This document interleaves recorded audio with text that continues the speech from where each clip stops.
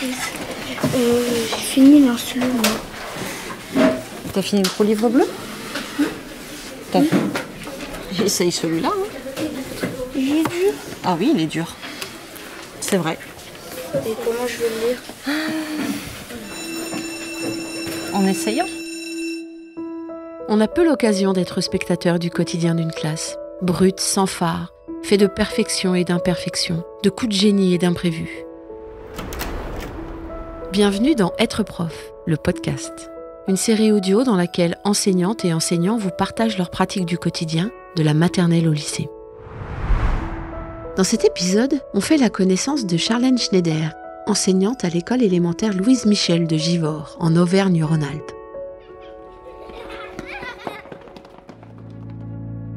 Quand j'avais 12-13 ans, ma voisine allait en CE2 et elle avait déjà redoublé. Donc elle ne savait pas lire, elle ne savait pas poser de calcul. Sa maman était très très inquiète. Et puis ma mère s'est dit écoute, Charlène elle est forte à l'école, elle peut peut-être l'aider. Donc je l'ai aidée. Tout un été, et d'une petite qui voulait pas aller à l'école, qui voulait pas du tout entendre parler de lecture, etc. On est arrivé à une petite qui venait carrément sonner chez moi. Charlène, j'ai fini ce livre, t'en aurais pas un autre? Donc, à la fois de la voir progresser autant et de me rendre compte que j'étais capable de produire ça chez un autre enfant, ça m'a fait dire que, en tout cas, ce que je voulais faire, c'était aider d'autres enfants qui étaient en difficulté. Le groupe 1, vous êtes sur stratégie, le groupe 2, texte libre, et le groupe 3, lecture autonome, Zeus ou Lancelot, Arthur, le livre où vous en êtes. On s'installe ? Pour des élèves issus de familles culturellement moins favorisées, la lecture, l'écriture est l'un des apprentissages d'autant plus fondamental qu'il outille pour la vie entière. C'est pour nourrir cet apprentissage que tu proposes un atelier autonome de lecture à tes élèves et durant lequel tu nous accueilles. Merci beaucoup de nous ouvrir ta classe, Charlène. Merci à vous d'être venue, je suis assez contente de partager tout ça.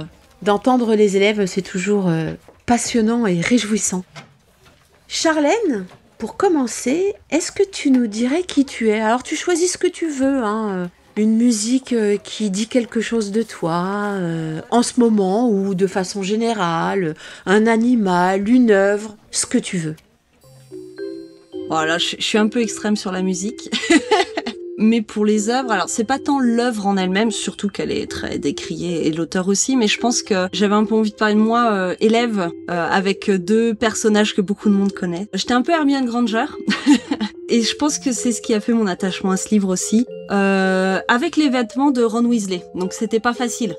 Voilà, je cumulais un peu, mais c'était compliqué parce que j'étais au départ dans des écoles de quartier et je pense que dans mes premières années je mesurais pas du tout ce que ça impliquait. Pour moi c'était mon monde, il était normal. Mais j'étais celle qui était dans les plus pauvres parmi les plus pauvres, donc ça reste quand même pas toujours facile. Et puis j'ai atterri dans une école, puis un collège et un lycée privé ultra bourgeois. Vraiment ultra bourgeois. Et donc j'étais là, on sait pas trop pourquoi ni comment. En fait c'est juste qu'on avait rencontré la bonne personne qui a réussi à nous faire rentrer, puis que j'ai eu une bourse. Et mes résultats scolaires m'ont permis de rester, parce qu'effectivement dans le privé, dans ce genre de privé en tout cas, si les résultats ne sont pas là, on nous pousse vers la sortie.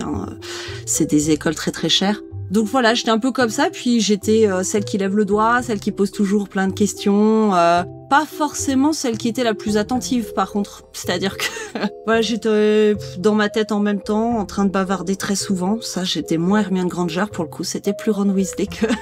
Mais voilà, un mélange des deux, qui donne peut-être un truc assez insupportable pour les profs quand je vois certains élèves qui me font craquer parce qu'ils parlent tout le temps, et ils me disent « Mais maîtresse, tu nous as dit que t'étais pareil !» Bah oui, et je me faisais gronder et je vous gronde pareil en fait, je suis désolée mais...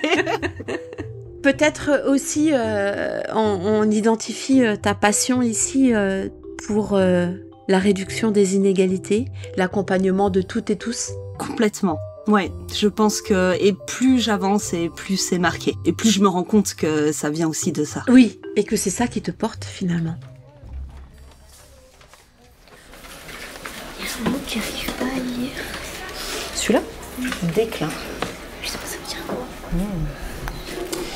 Le déclin du jour. Alors, Il chevaucha depuis le matin jusqu'au déclin du jour et passa la nuit dans la forêt. Ça peut vouloir dire quoi? Ouais, voilà. Le déclin du jour, c'est le coucher du soleil. On découvre avec toi un atelier de lecture-écriture. Est-ce que tu veux bien nous présenter ta séance? Et ensuite, peut-être nous dire dans quelle globalité, quel dispositif global ça s'inscrit? Alors au départ, c'était une initiative personnelle, hein, comme tout enseignant en prend, inspirée des centres de littératie. Alors l'idée, c'est d'avoir un créneau horaire dédié à la littératie, donc c'est tout ce qui est lire, écrire, mais écrire au sens large, c'est-à-dire l'orthographe aussi, et toutes ces choses-là. D'avoir différents pôles, différents petits ateliers en fait, et avec ça des tâches très précises, évolutives aussi au fur et à mesure de l'année, c'est-à-dire que c'est un peu, je trouve, le mélange des rituels qu'on va faire toute la classe en même temps, tous les matins, on va faire la phrase du jour, mais la phrase, elle va évoluer, la façon de procéder va évoluer, mais d'en avoir plusieurs dans la classe en même temps. Et les élèves vont, par un système de rotation, se répartir dans ces rituels. Alors soit nous, on décide, soit eux, ils s'inscrivent, mais ils doivent avoir fini tout ça à la fin. Mais c'est pas tout à fait comme mes ateliers mathématiques, où chaque semaine, les ateliers changent. Là, c'est plus durable dans le temps. C'est vraiment construit sur le temps long. Là, il y en avait 3, mais en vérité, je tourne un petit peu. Des fois, je vais remplacer, par exemple, l'atelier de compréhension par un atelier de lecture à voix haute, de lecture dialoguée. J'ai des livres comme ça où il y a deux textes en fait à se partager. Donc voilà, sur l'année, je fais ma programmation. Il y a toujours 3 ateliers parce que j'ai 3 créneaux en fait dédiés à ça. Et ils évoluent à leur rythme. Ça aussi, c'est très important. C'est-à-dire que sur un fonctionnement en atelier, on peut très bien envisager que, par exemple, tel groupe va faire l'exercice 3 et 4, page 52, puis tel autre va faire un jeu, et l'autre est avec moi. Là, il n'y a pas de groupe avec moi.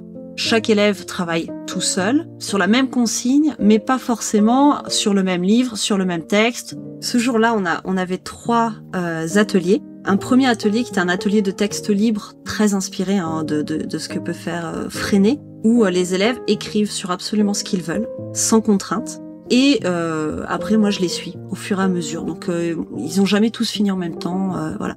Et ils ont quand même un guide, c'est le livret de réussite où on a une liste de compétences en production d'écrit. Donc ils savent que s'ils n'ont pas validé le dialogue, bon bah peut-être que je vais me lancer dans un dialogue. Mais c'est le seul guide qu'ils ont pour cet atelier-là. Le deuxième atelier s'appuie sur la boîte à stratégie de MHF, donc la méthode heuristique en français, où c'est juste un texte avec des questions et puis ils y répondent.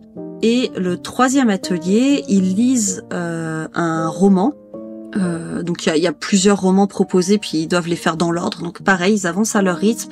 Ces livres, ils sont avec différents degrés de difficulté qui s'adaptent donc à chacun. Et ils doivent donc lire à leur rythme. Moi, je mets une minuterie pour qu'ils sachent quand même, au bout de 15-20 minutes avant la fin, il faut quand même passer à l'écrit. Et ils m'écrivent un résumé de ce qu'ils ont lu. Donc on a travaillé le résumé explicitement, bien sûr, par avant. Et puis moi, après, à l'écrit plutôt en différé, je vais poser des questions, je vais encourager à réfléchir sur certains aspects du texte. Voilà. Tu l'as compris ce commentaire? Tu l'as lu? Est-ce que tu l'as compris? Un peu. Un peu. Qu'est-ce que tu comprends? Que ces types de phrases sont bien. On te voit avoir une relation toute particulière avec chacun et chacune. Alors c'est joli, ouais, c'est une très très belle phrase. Mais Que dans une projection d'écrit, ça ne va pas. Tu vas interagir, prendre du temps. ça, c'est une phrase qui dit pas ce qui est le plus important dans le texte. T'es d'accord là-dessus? Elle crée une ambiance. Donc très très bien, tu gardes cette idée pour une production d'écrit, mais dans un résumé, elle n'est pas à sa place. D'accord? Mais elle était très belle. Donc garde-la bien. Qu'est-ce qui se joue dans ces moments-là? Déjà, d'un point de vue purement apprentissage, il y a cette idée de feedback immédiat. On sait que c'est l'un des facteurs les plus importants et les plus efficaces de réussite. Hein. On sait tous que la correction, ça marche plus ou moins bien selon qu'ils prennent l'habitude de la lire ou pas. Là, quand même, ils la lisent. Hein. Je sais pas si on voit, je demande, est-ce que tu as lu la question, tu l'as comprise, ce commentaire, tu l'as compris. C'est plus ou moins intégré. Hein. Il y a des élèves qui continuent, je fais la suite. Des fois, je vais leur dire, dis donc, ça fait 3 jours que je t'écris le même commentaire, va peut-être falloir les lire quand même. Mais en tout cas, voilà, il y a cette idée de feedback immédiat qui va leur permettre de progresser plus rapidement, plus facilement. Enfin, je ne sais pas, mais en tout cas, de mieux progresser, d'aller plus loin. Et il y a aussi un enjeu de différenciation. C'est pareil, tu as peut-être pu entendre, des fois je lis des extraits de texte, j'ai un élève qui m'a fait un texte libre sur le déclenchement de la Seconde Guerre mondiale, extrêmement pointu parce que c'est un passionné d'histoire. Le texte, il fait 2 pages, je vais souffrir dans la correction, mais voilà, de toute façon, je ne corrige que quand le texte, il est déjà presque bon, quoi. Parce que je leur dis, sinon c'est moi qui réécris le texte, ça n'a aucun intérêt. Et puis un autre élève qui m'a écrit 6 phrases, mais 6 phrases pour lui, c'est énorme.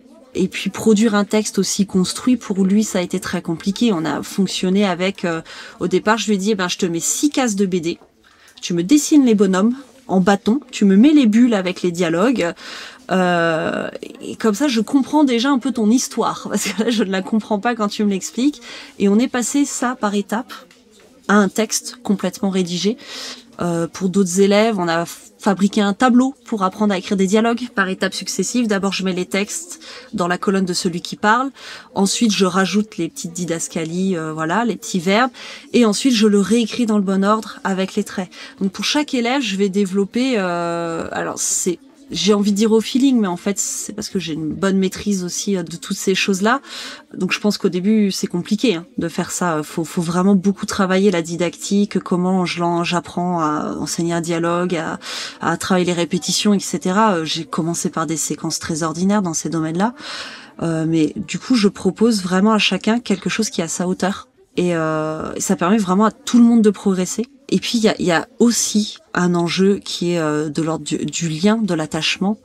Chaque élève a son importance et ce fonctionnement en atelier fait que je vais pouvoir aussi être disponible pour tous, parce que finalement, en lecture, ils sont quand même plutôt autonomes, vu que le livre est adapté à leur niveau, vu qu'ils vont à leur rythme, que ce soit dans la lecture, dans le retour aussi qu'ils me font à l'écrit.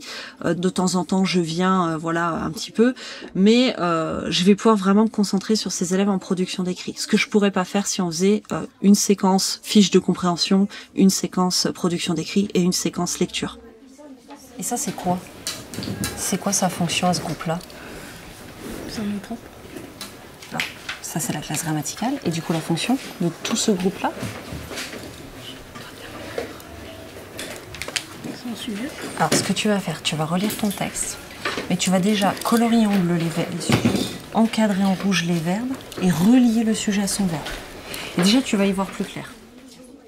Tout ce matériel-là, c'est toi qui l'as construit? Non, parce qu'en fait, j'ai pas construit grand-chose. On a le droit de donner des noms, alors. Voilà, donc les romans, je les achète. Malheureusement, sur mon argent personnel. Mais du coup, ça m'a permis, en changeant d'école, de quand même les avoir et de pouvoir maintenir ce genre de dispositif. Donc un mal pour un bien, mais ça coûte cher.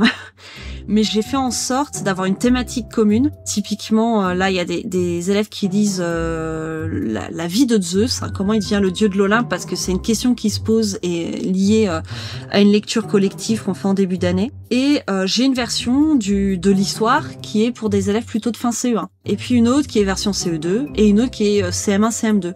Ce qui fait que chacun va avoir un livre à sa hauteur sur la même thématique quand même, ce qui peut paraître anodin mais qui crée du lien quand même, et cette impression qu'on travaille quand même ensemble, quoi. On développe quand même une culture commune par rapport à cette thématique. L'autre, c'est sur la légende du roi Arthur. J'ai eu beaucoup plus de mal à en trouver, mais j'en ai trouvé un qui était niveau, on va dire fin CE1, début CE2, et j'en ai un autre qui est clairement niveau CM1, CM2, mais comme souvent quand il arrive, on a déjà lu par exemple l'histoire d'Arthur, on l'a fini ensemble. Il y a des différences, mais le fait de connaître l'histoire les aide quand même. Et moi, je vois dans les détails justement qui changent parce que je connais les deux livres, s'ils ont vraiment lu ou s'ils extrapolent. Et puis je les invite à... Tiens, dans cette version-là, qu'est-ce que tu as remarqué de différent? Qu'est-ce que tu penses de cette interprétation de l'auteur? Parce qu'ils savent que c'est des réécritures. Donc c'est aussi intéressant. J'ai bien envie de discuter avec toi d'un échange que je vois entre toi et une élève sur le sens de la phrase. Alors, je sais pas, est-ce que tu vois à quel moment Oui, la jeune fille qui était tout devant. Exactement. T'échanges avec elle, tu lui dis que sa phrase n'a pas de sens.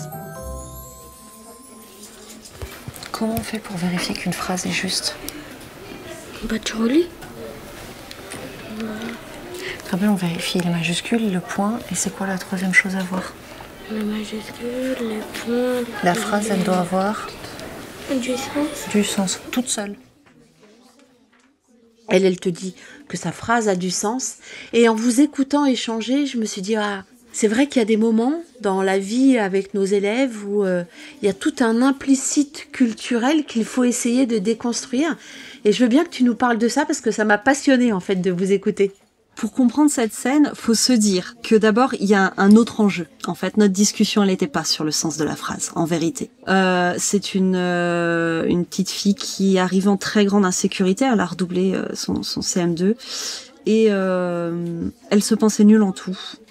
Elle ne faisait rien, du coup, elle se bloquait complètement. Elle a beaucoup progressé, mais là, on a visité le collège. Et depuis, elle ne sait plus rien. Elle ne sait plus rien, elle veut toute mon attention. Voilà, il y a ces questions d'attachement. Enfin, c'est CM2, je pense que les profs qui en ont connaissent. Hein. Il y a ceux qui font tout exploser, ceux qui s'accrochent, ceux qui pleurent. Si elle pouvait rester avec toi, ça serait bien. Je pense que voilà, c'est un peu l'idée.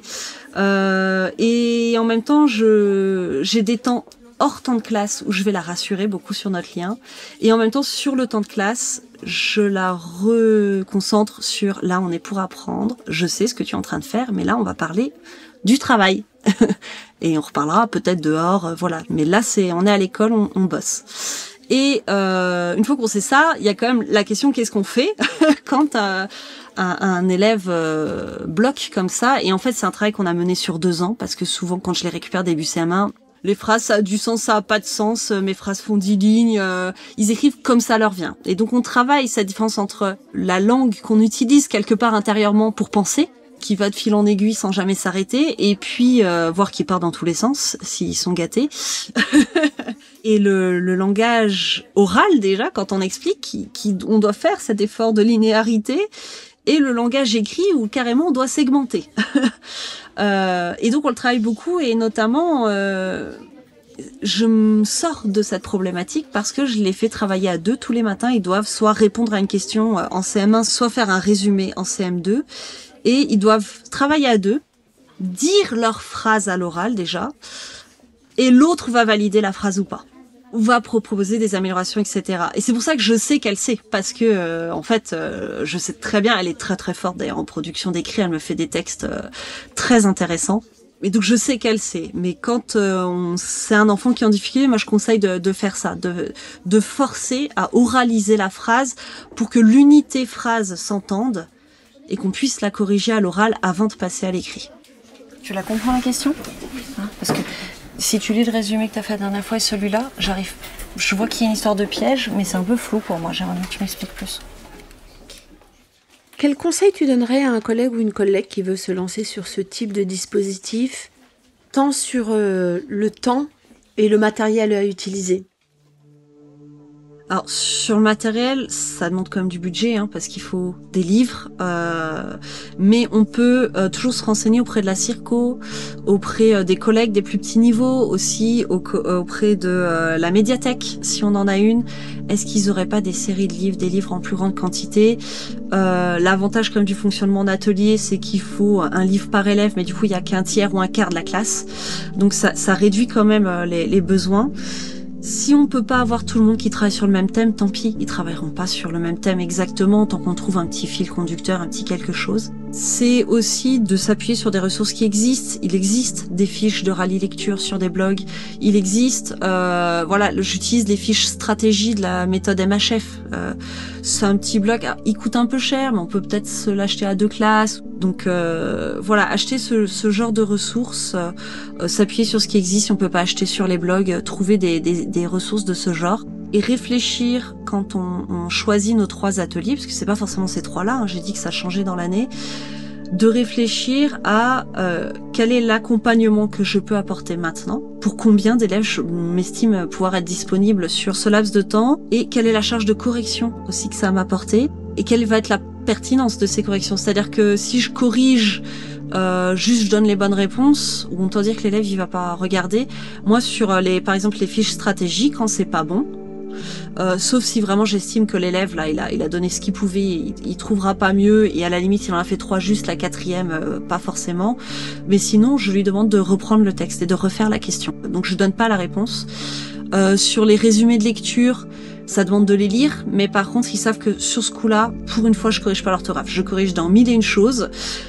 C'est, je crois, le seul domaine où je ne corrige pas l'orthographe, parce que je veux qu'ils se concentrent sur l'action de résumé, qui est assez difficile quand même. Et par contre, à chaque résumé, je pose une question. Qu'est-ce que tu penses? Ou soit une question qui va les viser à pousser un peu plus loin, soit à juger l'action d'un personnage, ou à carrément analyser les choix de l'auteur, les mots. Il utilise un mot de vocabulaire, je suis pas sûre qu'il l'ait compris, peut-être qu'il a juste pioché dans le livre, quel sens tu mets sur ce mot. Et donc là c'est très personnalisé, mais ça demande du temps. Donc en production d'écrit, autant j'ai assez peu de corrections, parce que je les fais en classe, je leur demande 1001 relectures avant de moi corriger, et même encore là quand je corrige, on utilise un petit code champion, donc finalement j'ai peu de travail là-dessus hors de la classe. Par contre mes lectures m'en demandent beaucoup, donc il faut essayer d'équilibrer ça quand on pense sa programmation dans l'année, parce que sinon on est débordé par le travail, surtout en cycle 3, ils peuvent écrire. C'est quoi ce mot? Le son. Les empires centraux soutiennent les frichonneries. Ça veut dire quoi? C'était les alliances Allemagne. Oui, mais ça veut dire quoi, centraux? Ah, et dis donc, centraux, le pluriel de centrale? C'est écrit pas du tout comme ça. Tu parles de différents types d'ateliers, stratégie, résumé. Est-ce qu'il y a d'autres gros blocs comme ça dans lesquels tu vas venir piocher? Je disais l'affluence. Donc là, il faut que je sois disponible souvent, même si dans ma façon de dérouler les séances, je serai pas tout le temps avec eux. Des fois, je les mets en binôme, un petit chrono. Et voilà, ils s'évaluent eux-mêmes, ils savent ce qu'ils doivent regarder, on se donne des objectifs. Et puis, soit je reviens, soit à la séance d'après, on refera le point. Il y a la lecture orale, alors c'est lié à l'affluence, mais expressive, vraiment travailler sur l'expression, comment on met des émotions, etc., mais sans être dans le théâtre, finalement. Mettre en voix un texte. Ouais. Voilà. Où là, c'est pareil, j'ai des livres, mais je pense qu'on peut trouver des textes, on peut trouver n'importe quel livre de la bibliothèque en se donnant une consigne. On change à chaque phrase, on change toutes les 3 phrases. Enfin voilà, on a tous fait ça, je pense à l'oral, donc ça demande pas non plus forcément un matériel spécifique. Je vais avoir, après ça va dépendre aussi de nos projets. On peut avoir, je sais pas, si on veut faire, s'il y a un journal de l'école, ça peut être un atelier journal. Où par groupe de 2 ou 3, ils doivent préparer, je sais pas, une interview. Ça peut être du théâtre, aussi préparer une pièce de théâtre.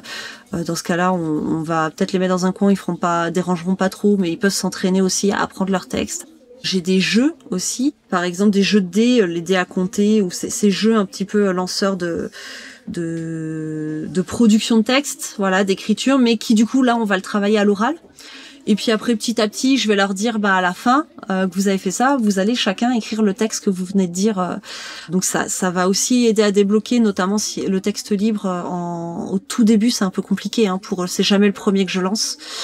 Ça peut être des fiches d'écriture, voilà, avec des lanceurs, de la poésie, voilà, ce genre de choses. S'éparpiller, c'est assembler.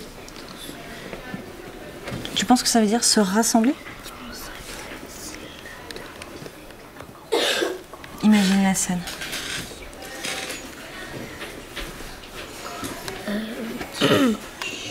C'est pas.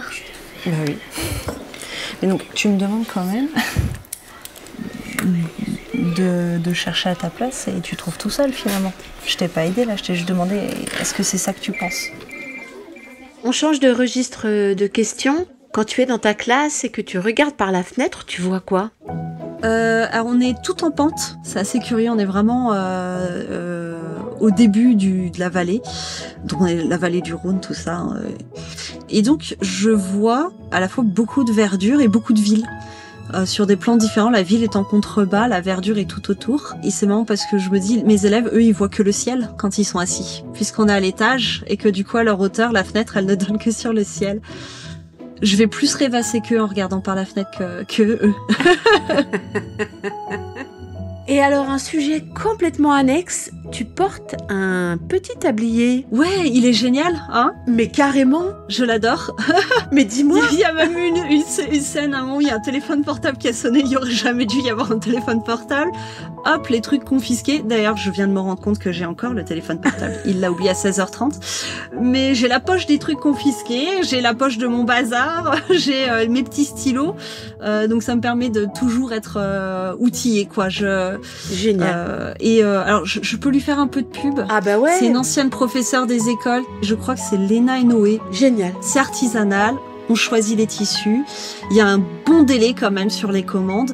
Le prix peut peut-être faire dire à certains oh là là, mais en fait pour faire de la couture c'est le prix des tissus quasiment. Enfin, elle se fait pas des marges énormes. Elle est vraiment superbe. Le texte on le choisit. La qualité est dingue. Là il a 3 ans. On voit qu'il est tout taché. Il est déjà passé 3 fois à la machine parce que des stylos ont fuité.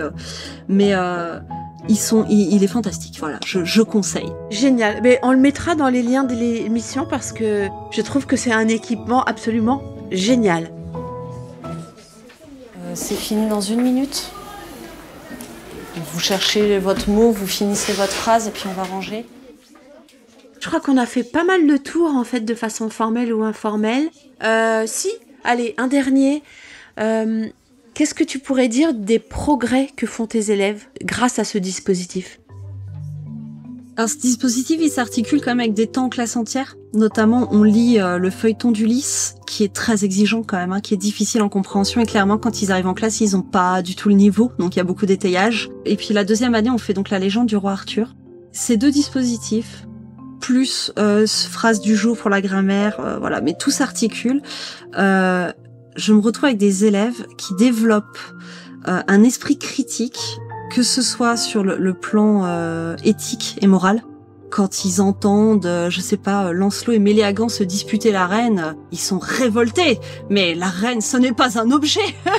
C'est quoi ça? Ils décident, on va se bagarrer, on décide qui prend la reine. Déjà, elle est mariée à Arthur, donc les deux là, vous arrêtez.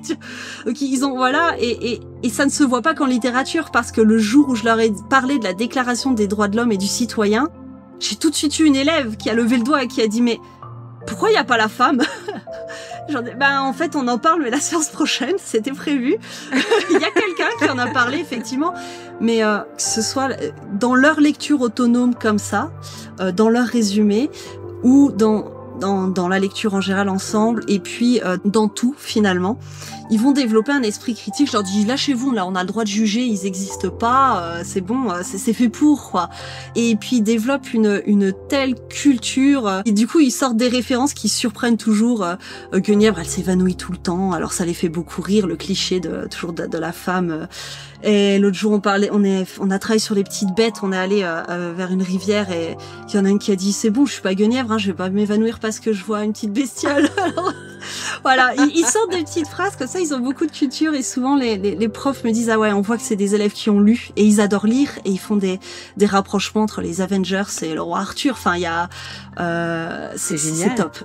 Alors je les guide beaucoup là-dessus, c'est 2 ans de travail et tout, et on voit que du coup même dans cet atelier-là, ils deviennent très autonomes sur leur lecture, sur leur compréhension. Même quand il veut dire quoi ce mot, je leur dis à ton avis, et en fait la réponse sort de leur bouche. Et voilà, je trouve que on est passé mais c'est le rôle du cycle 3 aussi, hein, d'élèves qui étaient tout juste lecteurs pour le coup, même pas décodeurs. Donc là, pour le coup, niveau cycle 2, on n'était pas à des élèves qui deviennent de vrais lecteurs. Des lecteurs actifs, qui se posent des questions, qui font des hypothèses. D'ailleurs, j'en ai marre qui devinent tout le temps la suite, hein, mais des vrais lecteurs actifs, critiques, qui voient l'auteur, qui joue avec eux, qui leur tend des pièges. Je trouve ça génial. Merci beaucoup en tout cas. C'est réjouissant, inspirant d'entendre ta passion des mots et de voir comment ça permet à des élèves de grandir avec cette passion. Donc merci beaucoup. De rien.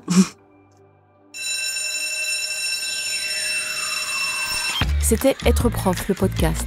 Une série audio animée par Nathalie Dreyfus, enregistrée par Yanis Dokuto, Théo Cancelli et Laurine Bonnefoy, montée par Jeanne-Marie Desnos, réalisée et mixée par Benjamin Masset et Yann Thierry et produite par l'Acme Productions.